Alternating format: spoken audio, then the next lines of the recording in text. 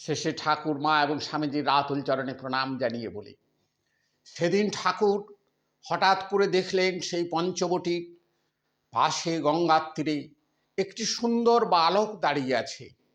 তার বিফল চোখ, তার সেই প্রেমময় চোখ দুখানি গঙ্গার দিকে তাকিয়ে আছে।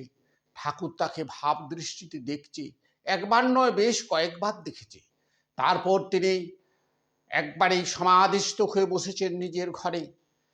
পুত্র সন্তানের কোনো চিন্তা ভাবনা সেই শিশুকে দেখে তার মনে জেগেছিল।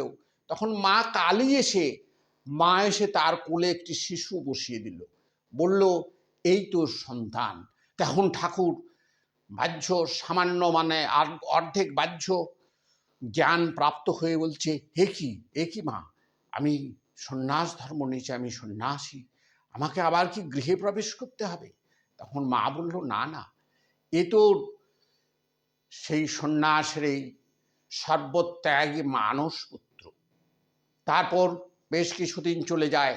হঠাৎ করে ঠাকুর একদিন দেখছেন গঙ্গাকে যমুনা মনে করছেন, সেই যমুনায় ফল্ললিত সেই কমল, তার উপরে কৃষ্ণের হাত ধরে তার এক সখা আনন্দ নৃত্য করছে। সে কি মধুর দৃশ্য!